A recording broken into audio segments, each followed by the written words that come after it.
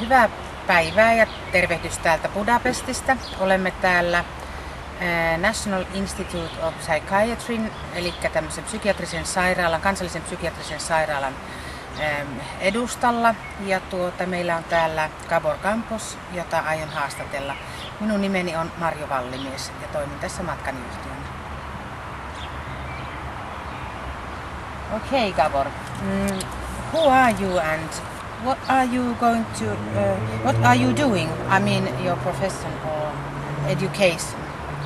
My name is Gabor Combosin, and my background by education is that I was a theoretical physicist. But what I am doing now is completely different.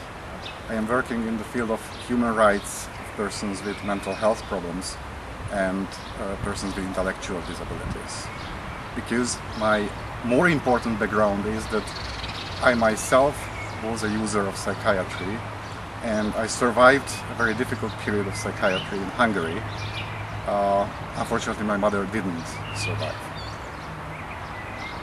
What are the biggest questions or problems in mental health care work in Europe? I think the major problem is that we do have a psychiatric care system which is based on the medical model. And it says that mental health problems are equal to medical illnesses. While many users of the services think and feel that their major issues are related to social problems, personal or interpersonal problems, and in many countries, many of those who have experience on emotional distress or any other mental health problem do not receive proper services which could help them with those real issues. So while the medical side is quite developed, especially in the European Union member states, and medication is available for most people, anything else which would be needed is typically not there in the system. And this is strongly connected to another issue, which is, I think, the central issue, that those who use the services have no real power to decide what sort of services they want to have.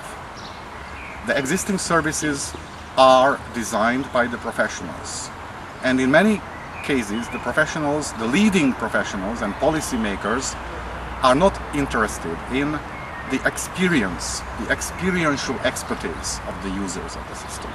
And all the mistakes, I think, come from a strange helping attitude, namely they want to help you without asking you what you want to be helped and what you need.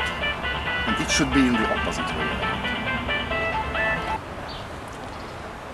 The third question I have is that are there differences between the countries in Europe?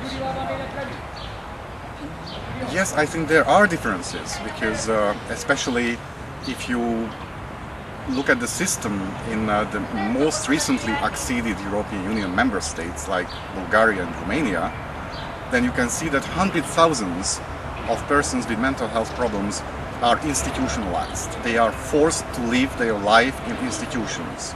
And also the material conditions in the institutions are inhuman and degrading. But what is an even bigger problem, that institutions themselves do not respect basic human rights. You cannot enjoy privacy, for instance, in an institutional environment. You cannot enjoy your dignity, you cannot live your dignity in an institutional environment. You are an object of the institution, not a person, not a subject. So the difference is, if we speak about the material conditions are huge, and the role of institutions is quite different in different European countries. But I think that the underlying philosophy is basically the same everywhere, and not only in Europe but around the world. And this is what I have already told you, that mental health is too narrowly understood. It is understood as part of medicine, medical science, and the social and individual and interpersonal aspects are forgotten, or at least not given the due weight. So from that perspective, and also from the perspective of the power of the users of the system, I would say that the differences, there are differences. For instance, in the United Kingdom, the involvement of users in the services is much more developed than, for instance, in Hungary. I know that in Finland you have a really big organization on mental health, but still our power is not equal to the power of the professionals, and this is something we need to work on to fix this power imbalance. Okay, then the last question I have, Gabor, what do you think about the work in mental health care in the future?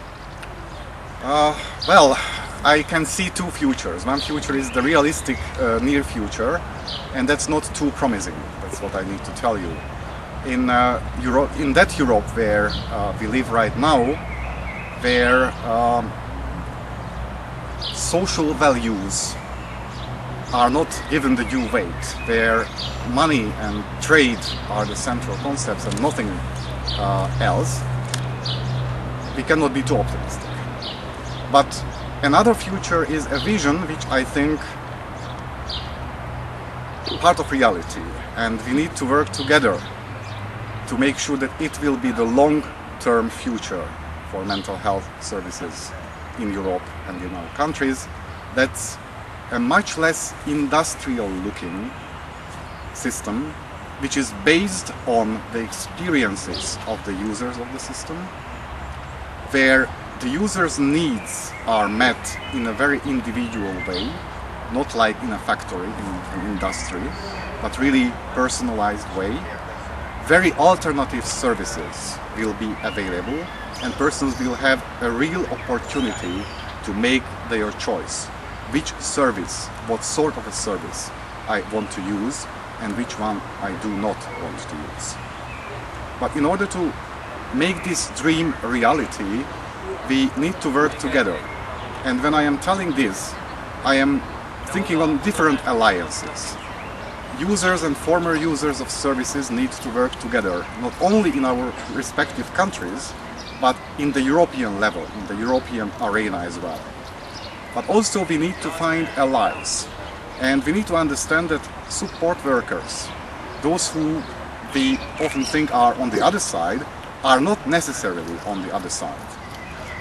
For instance, many of them have personal experience about mental distress, which could be used much better than the system, this industrial system, uses at the moment. So briefly answering the question, I think that the positive future would be and should be a mental health system which is very diverse, which is run and designed by the users and civil society, and which is operated in a strong alliances between all those who want a world where it is better to live as human beings. Okay, thank you, Gabor, and I really hope that our cooperation will continue. I hope so, and I thank you for inviting me to this internet television, and I would like to send my warmest greetings to my Finnish friends.